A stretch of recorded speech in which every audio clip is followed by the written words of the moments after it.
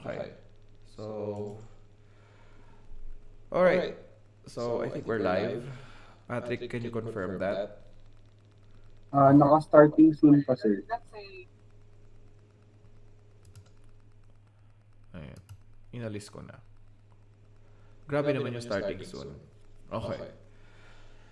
So, let's start with our discussion. Hoy, ano yung bacteroides? Ba't nasa bacteroides ka na?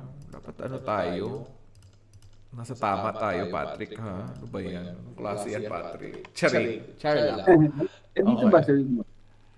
Okay na? Meron na? Pwedeng pa rin, sir. Ayan, may Okay nakalagay na. ng live, sir. Okay. All right. So since we're already live, we're going to talk about anaerobic gram-negative bacilli. Okay. So anaerobic gram-negative bacilli, these are different from what we've discussed previously because most of the organisms that we're going to discuss are strict anaerobes. Okay. When I say strict anaerobes, they can't breathe with air. They can't breathe with air. With air. Okay. So air is a no-no for them. Okay. So let's start with Bacteroides species first. So, Bacteroides species is our first organism that we're going to talk about. It's time for bed na daw, class. Alexa, stop. May 1 hour pa ako sa kanila. Chill ka lang. Okay, so Bacteroides species, they are organisms that are indigenous to human feces. What do you mean by indigenous to human feces? They are normal flora. Pinaarte lang yan, class, ha? Okay, pinaarte lang yan. They are normal flora. And there are two medically important species of Bacteroides. This is Bacteroides fragilis and Bacteroides ureolyticus. Okay? Medically important. Okay? These are organisms, again, I will repeat, they are organisms that are usually found in the feces. Okay? Now, in order for us to differentiate the medically important Bacteroides species, we will have to look at 3 antibiotics. Okay? 3 antibiotics. This is kanamycin, vancomycin, and colistin. Okay? Colistin. Okay? Now, Bacteroides fragilis is resistant to all, and Bacteroides ureolyticus is resistant to only kanamycin and vancomycin. Okay? Colistin, susceptible. So, okay? Clear tayo doon na Bacteroides fragilis is resistant to all, but Bacteroides ureolyticus is resistant to only kanamycin and vancomycin. KVC. Tandaan yung KVC lagi. Okay? KVC. Ang may susceptibility lang is Bacteroides ureolyticus. Okay? Which is the antibiotic of choice, the antibiotic that it is susceptible to, nangongota ako, that it's susceptible to is colistin. Okay? Now, hindi pa tayo natahimik. Kailangan pa natin ng biochemical testing. So there's 3 biochemical tests that you need to remember. Indole na naman, lipase, and esculin. Or esculin. Okay? So, Bacteroides ureolyticus will test negative for all, and Bacteroides fragilis will have a variable result to indole and a positive esculin. Lipase negative sila both. Okay, class? Bakit ko nabanggit yung lipase? Kasi mamaya, class, meron tayong another anaerobic family na merong lipase. Okay? Pero pinagkaiba, gram-positive yun. Okay? Now, which species of Bacteroides is catalase positive? Don't forget Bacteroides fragilis. Okay? Ay, yung BBE. Hoy, puro kakabastusan ha? Puro kakabastusan, Patrick. Ano yung BBE? BBE tayo. Hoy, BBE na tayo, Patrick. Puro kakabastusan, Patrick. Hindi yan bastos. Okay? That is what? The Bacteroides bile esculin agar. Okay? And Bacteroides fragilis will form black colonies, while Bacteroides ureolyticus will produce colonies that pit the agar or agar-pitting colonies. So tandaan, dalawang organisms ang pinag-uusapan natin. Yung isa, facultative anaerobe. Ano yung isa natin pinag-uusapan? Echinella chorodems.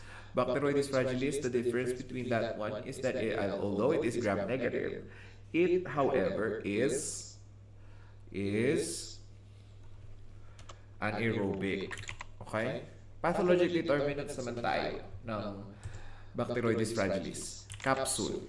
Di ba napansin nyo, parang last week lang, sir, pinag-usapan natin yung capsule na yun. Parang ang dami dati. Okay? Now, we move on to another organism. Next slide na ba tayo? We're going to move on with Fusobacterium. Now, Fusobacterium has 3 types of organism that is of medical importance to us. Fusobacterium nucleatum, Fusobacterium necrophorum, and Fusobacterium mortiferum. Parang merong kakaiba dito sa mga ganito. Parang may kinalaman lahat sa kamatayan. Yes, class. Pagka na-isolate natin ito, class, tendency is malapit ka ng mategiru. Okay, class? Okay? So, kabahan kayo, class, kapag ka pasyente, kapag ka ikaw, nakita mong result, may mga ganyan. Okay? Kasi malapit ka ng mategiru kung may ganyan. Okay? Usually, yan yung mga malapit na class. Okay? Now, how do we identify? Kasi diba, necro, mortiferum, parang, hindi ako marunong mag-Latin. Pero parang natitegi na yung pasyente na ganyan. Yes, that is correct. Tingnan natin, class. All Fusobacterium species have similar antibiotic sensitivity test results.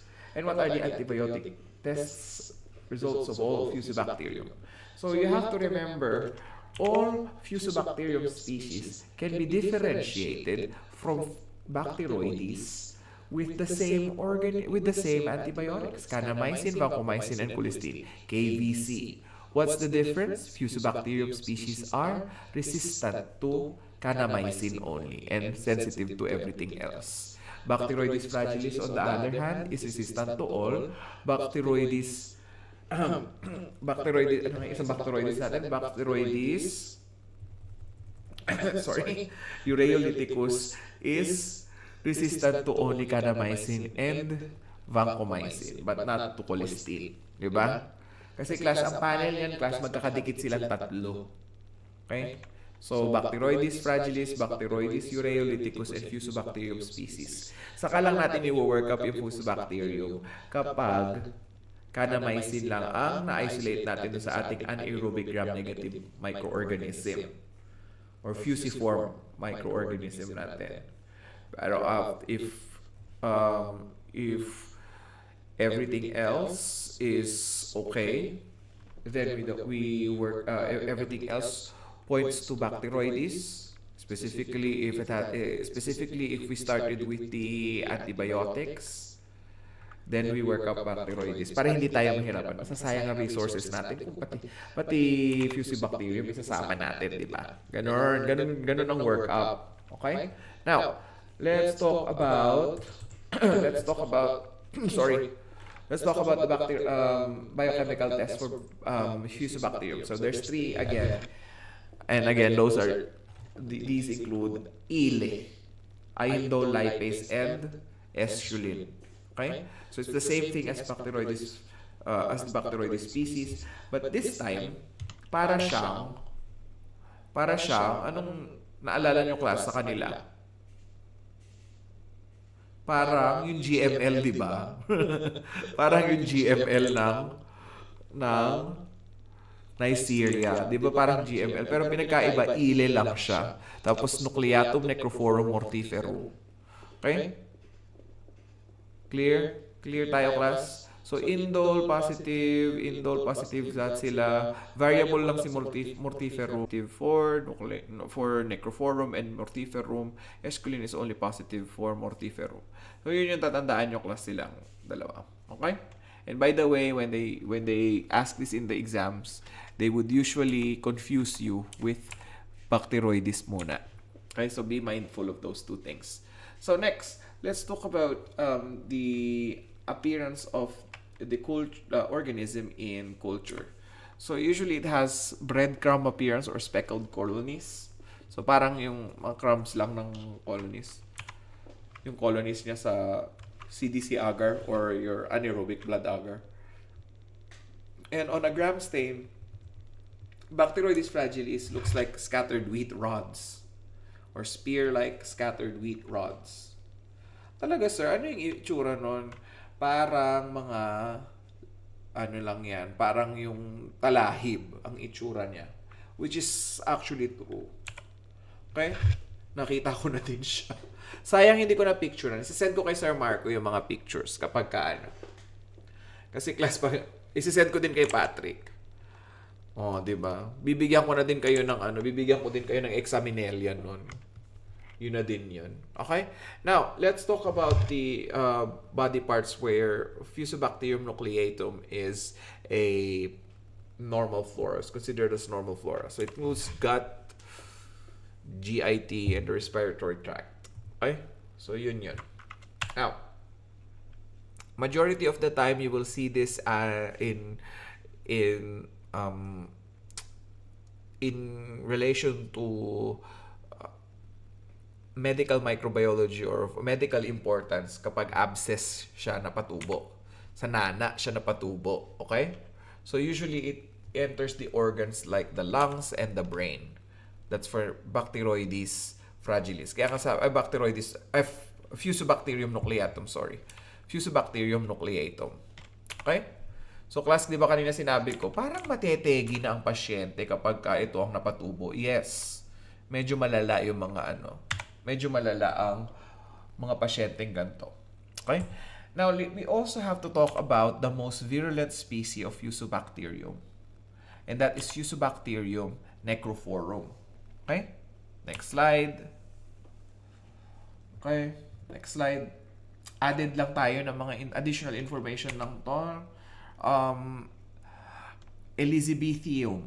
Okay? So, again, it became they renamed it to Chryseobacterium and Flabibacterium, which is a family related to Pasturella or the previous name of Pasturella, pero hindi sinama si Meningosepticum kasi Chryseobacterium na siya ngayon. Chryseobacterium meningosepticum was now reclassified as Elizabeth Kingea meningoseptica. Okay?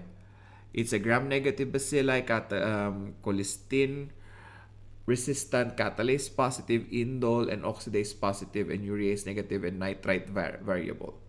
Okay? So, iba siya sa Elizabethikingium kanina na pinag-usapan natin, yung kay Balturnella. Si Elizabethikingea to. Okay? Alright? So, that is the end of our anaerobic organisms. Give me 5 minutes to send Patrick our next discussion. Just give me 5 minutes. Lagay na lang natin as be right back dito. Paalala mo sa akin, Patrick, na be right back tayo, ha? Sige, sir. Baka mamaya nyaw-nyaw ako ng nyaw-nyaw eh. Kaya send ko lang kay Patrick yung next natin na lecture.